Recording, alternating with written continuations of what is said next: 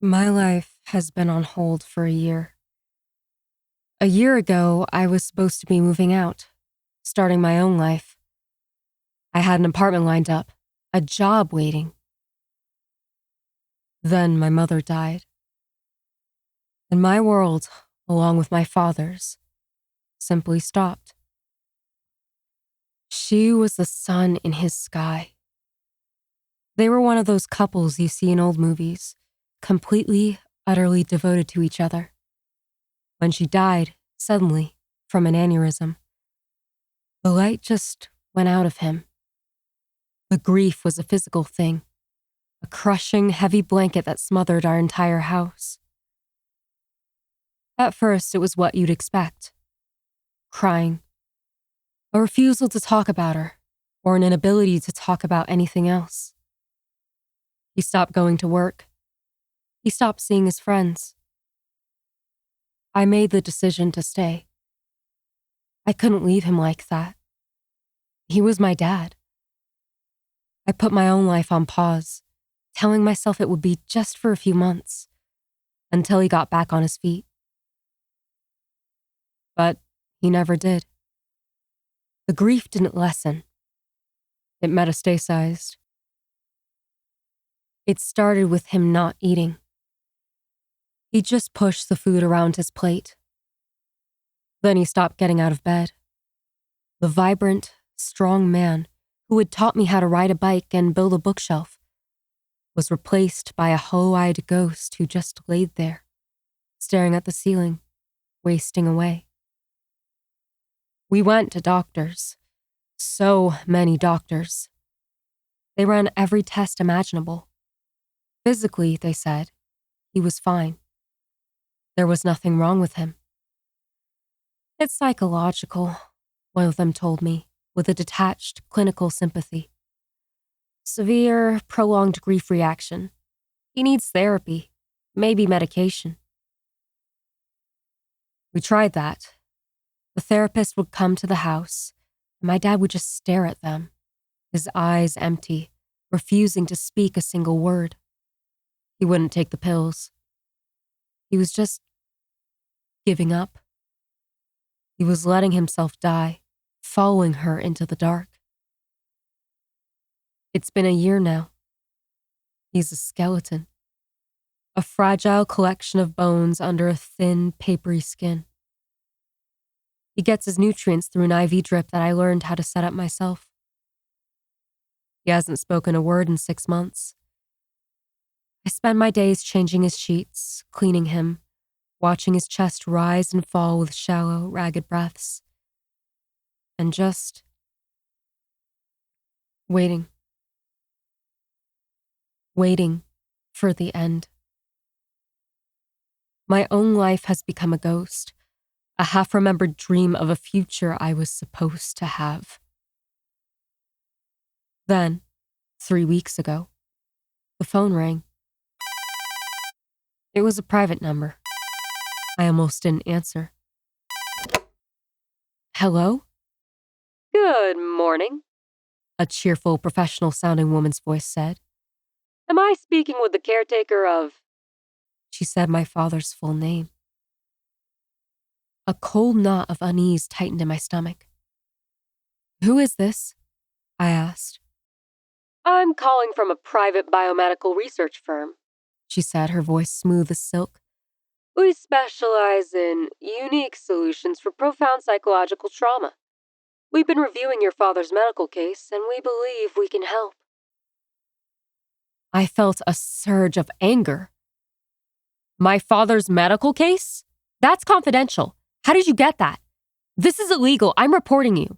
I understand your concern, She said, her tone never wavering. and I do apologize for the unorthodox nature of this call. Our methods of data acquisition are proprietary. But please, before you hang up, just consider your father. The prognosis is not good, is it? The doctors have given up. They're just managing his decline. He's going to die. You know that. We are offering you a chance. A cure.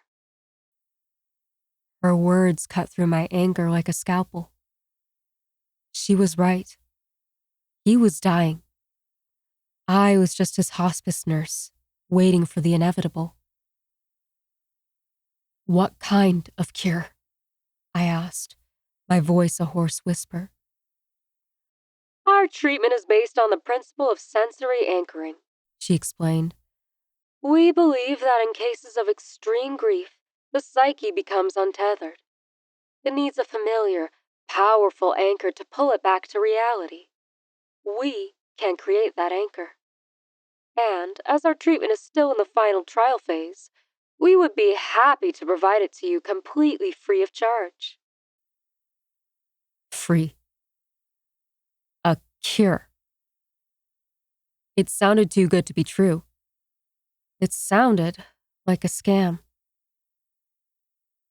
But I looked through the doorway at the skeletal figure lying still and silent in the dim light of the bedroom, and the desperation, a feeling I'd been living with for so long, won out over my skepticism. What do I have to do? It's a very simple process, The woman said. We just need a biological sample from the object of his grief. Your mother. Something she had close contact with, something that would retain a strong, personal essence. A hairbrush is ideal, a piece of well-worn jewelry, a favorite article of clothing. It was morbid. It was ghoulish. But I was beyond caring. And what do I do with it? She gave me an address, a P.O. box in another state, and told me to mail the item there. That was it. Once we receive the sample, we can synthesize the anchor. You should receive the treatment within a week. That night, I went into my mother's closet for the first time since she died. I had kept her room exactly as she had left it. A perfect, heartbreaking time capsule. The air was thick with her scent, a faint mix of her favorite perfume and something that was just her. I opened her jewelry box. On the top, lying on a bed of velvet, was her old, silver-backed hairbrush. I could still see a few of her long, dark hairs tangled in the bristles. My hand was shaking as I picked it up. It felt like a grave desecration. I put it in a padded envelope and mailed it the next day. A week later, a small, unmarked cardboard box arrived. There was no return address. Inside, nestled in a bed of black foam, was a single small, elegant perfume bottle. It was made of a dark, violet-colored glass with a simple silver atomizer. There was no label. Tucked alongside it was a small, folded piece of paper with a single line of instructions, printed in a clean, sterile font. Administer 1 spray into the air near the subject, once per day. That was it. I opened the bottle, my curiosity overriding my unease. I sprayed a tiny amount onto my wrist. The scent that bloomed in the air was beautiful. It was a complex floral, with notes I couldn't quite place. And underneath it, there was something else. A warmth, a softness, a scent that was so deeply, achingly familiar, it made my chest tighten. It was my mother. It wasn't just her perfume. It was her. The scent of her skin after she'd been working in the garden, the faint smell of the vanilla she used in her baking, the very essence of her presence. It was all there, perfectly, impossibly recreated in this little bottle. It was a liquid memory. I went into my father's room. He was lying there, the same as always, his eyes open but seeing nothing. I held the bottle a few feet from his face and, with a trembling hand, I pressed the atomizer. A fine, fragrant mist settled in the air around him. And his eyes focused. It happened instantly.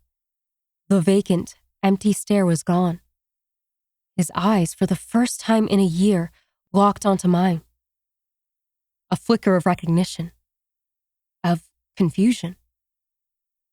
He took a breath, a deep, rattling breath that was stronger than any I had heard him take in months. "Son?" he whispered, his voice a dry, cracking rasp from disuse. Tears streamed down my face. I couldn't speak. I just nodded. I had a terrible dream," he said, his eyes scanning the room. Where's your mother?" It was the most painful question he could have asked. But it was a question. He was back. The next few weeks were a miracle, a resurrection. Every morning I would give him a single spray of the perfume, and every day he got stronger.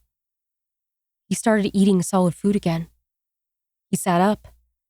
He started walking, at first with a walker, then on his own. The color returned to his face. He gained weight. The hollow-eyed ghost was gone, replaced by my father. He cried. He apologized over and over for the year I had lost, for the burden he had been. We talked. We mourned my mother together, properly, for the first time.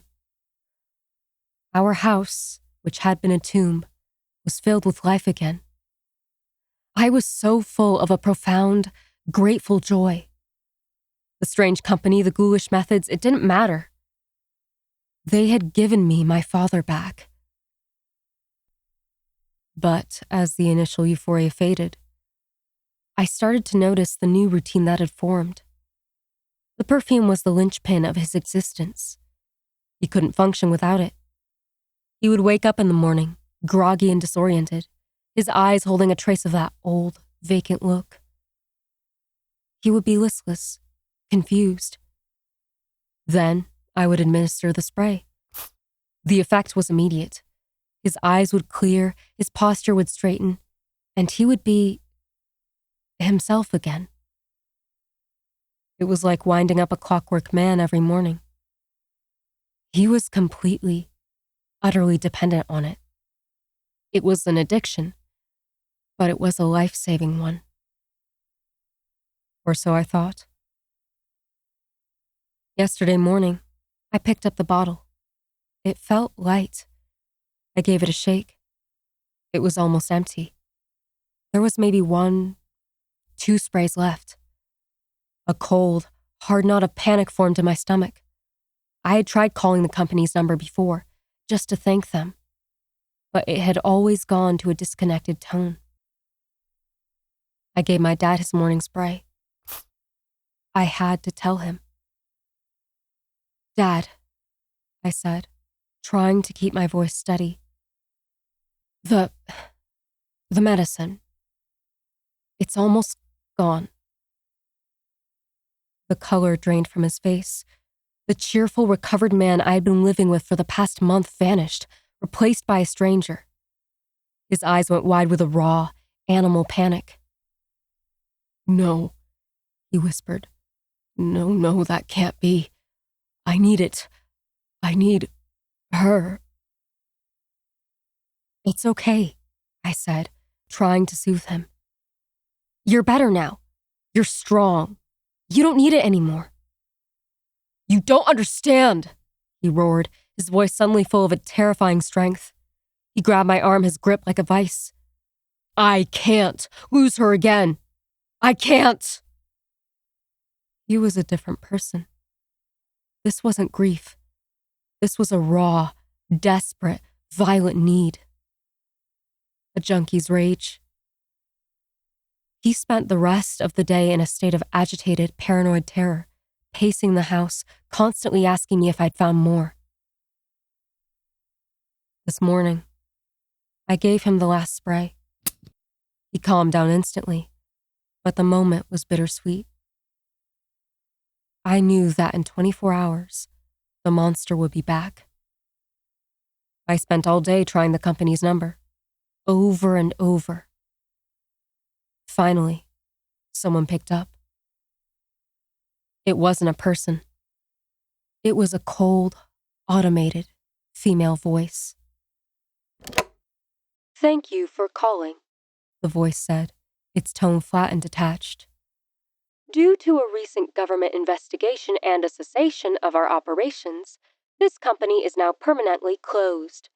We are no longer able to provide our services or products. My heart sank. No, please, I whispered at the recording. If you are a former client, The voice continued, and your treatment supply has been depleted, we sincerely apologize for any inconvenience. We are unable to synthesize any further doses. It has been noted in our late-stage trials that discontinuing the treatment can result in acute psychological distress and unpredictable, aggressive behavior in the subject. The sensory anchor becomes a psychosomatic necessity. The subject will not recover. Their decline will be rapid and irreversible. The recording paused for a beat. We strongly advise you to secure your own safety.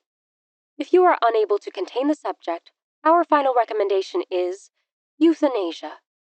We are sorry for your loss. Have a nice day.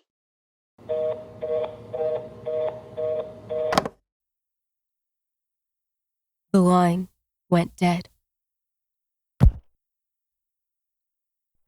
I'm writing this now from my bedroom. I have the door barricaded with my dresser. My father is in the living room. Or, the thing that used to be my father is in the living room. The perfume wore off about an hour ago. I can hear him. He's destroying the place. I hear the crash of furniture, the shattering of glass. And I hear his voice, screaming. He's not screaming my name. He's screaming hers. He's screaming for his wife, for her scent, for the anchor that is no longer there.